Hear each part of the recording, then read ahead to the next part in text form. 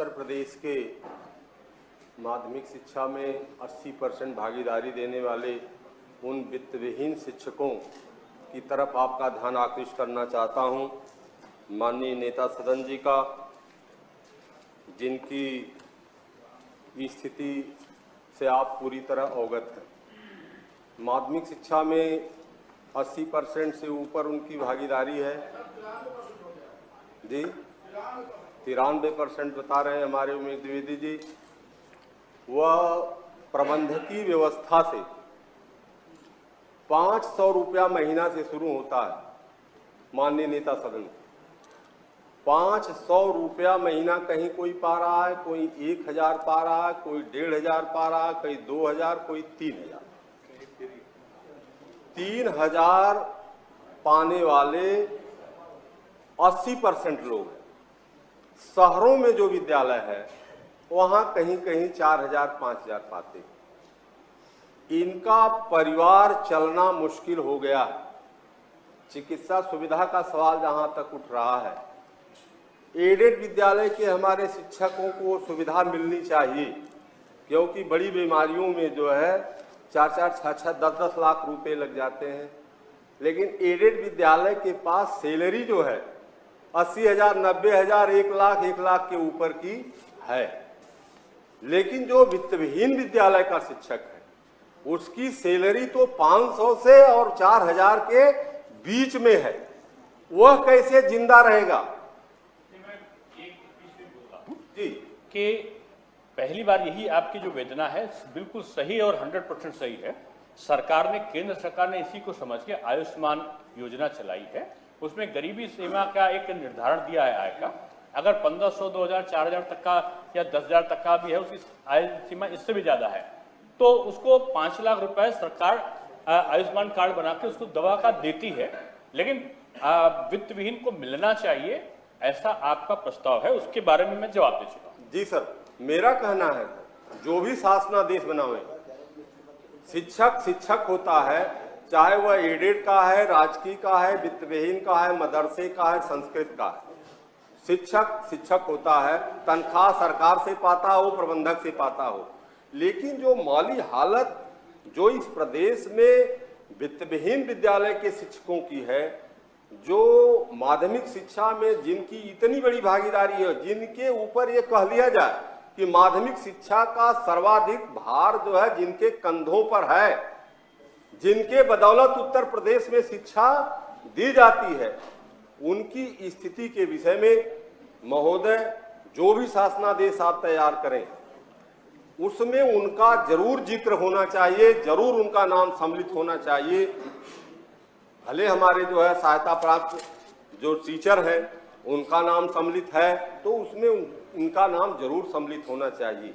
आज जो इनकी स्थिति है कि मैं समझ रहा हूं कि अगर ये सब्जी खाना चाहें तो किसी भी तरह से आलू पा सकते हैं मार्केट में, लेकिन आलू के ऊपर अगर जाना चाहें, वो हरी सब्जी चाहें, तो वित्त विहीन विद्यालय का शिक्षक परवल और हरी सब्जी नहीं खा सकता, दाल नहीं खा सकता, वह जूता नहीं पहन सकता, अपने माँ बाप की दवा इलाज नहीं करा सकता, अपने बेटे और बेटी को उच्च शिक्षा नहीं दे सकता। अपने बेटी और बेटे की शादी विवाह करना तो उसके लिए बहुत दूभर है। अगर उसके भाई भतीजे अलग कर दे तो आज के डेट में वह अपने वतन के लिए अपने वेतन से एक मंडई अगर रखना चाहे तो वह अपनी मंडई भी एक नहीं रख सकता।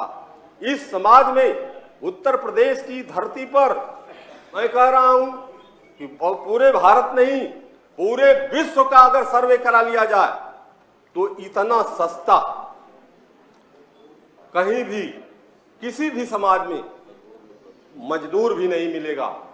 जो हायर क्वालिफाइड है, बीए बीएड है, एमएससी है, बीएससी है और पीएचडी है, और उसकी स्थिति इतनी खराब है महोदय कि उसका आप आकलन कर लें। आप जब भी मैं बात करता हूं इस विषय पर तो माननीय इंटरमीडिएट एजुकेशन एक्ट की धारा 7 क के पैरा 5 पर श्रीमान का ध्यान जाता है कि इंटरमीडिएट एजुकेशन एक्ट के 7 क के पैरा 5 में लिखा है कि प्रबंध तंत्र की व्यवस्था को देखेगा। ये प्रबंध तंत्र की व्यवस्था को देखेगा, ये कौन ले आया? जब इंटरमीडिएट एजुकेशन एक्ट बना 1921 में, जब देश गुलाम था, तब शिक्षक गुलाम नहीं था। और 14 अक्टूबर 1986 को स्वतंत्र भारत में उत्तर प्रदेश की पिछली सरकार ने जो है शिक्षकों को गुलाम बनाने का काम किया, और उसको अमेंडमेंट करने का अधिकार इस सदन को है। जिस तरह से जब 7 क धारा 7(4) में मान्यता आप देते थे, और वह मान्यता में लिखा था जो है कि इस जैसे जैसे सरकार की व्यवस्था होगी उस तरह से विद्यालयों को 8 पर लिया जाएगा। इस व्यवस्था को अमेंडमेंट किसने किया? यही सदन है। इसी सदन ने तो उसको अमेंडमेंट किया, और वही सदन आज है। तो इस सदन को पूरा पूरा अधिकार है कि यह सदन जो गलत कानून बन गया, इंटरमीडिएट एजुकेशन एक्ट में 14 अक्टूबर 1986 को जो संशोधन आ गया, जिस संशोधन से पूरी व्यवस्था, माध्यमिक शिक्षा की व्यवस्था चरमरा गई, पूरे शिक्षक जो है पैरालाइज हो गया जो है, ऐसी व्यवस्था को खत्म करने के लिए, उसमें अमेंडमेंट करने के लिए पूरा पूरा अधिकार श्रीमान में निहित है। तो उसका प्रयोग क्यों नहीं किया जा रहा है? माननीय सदस्य, आपकी बात पूरी आ गई। नोटिस में आपका नाम नहीं है, तो लंबा सर बहुत कष्ट का विषय है। कष्ट का विषय आप नोटिस दीजिए ना। बोलने में भी आपको महसूस होता है, सुनने में भी। महोदय, यह सदन बना है, और जब इसका कास्ट किया जाता है, और जो 3.5 लाख लोग भूखमरी के शिकार हैं, जो आज हमारी तरफ देख रहे हैं, मेरे जैसे व्यक्ति को सदन में भेज करके वह सुनना चाहते हैं, देखना चाहते हैं कि लाल बिहारी यादव उत्तर प्रदेश की सदन में गया है।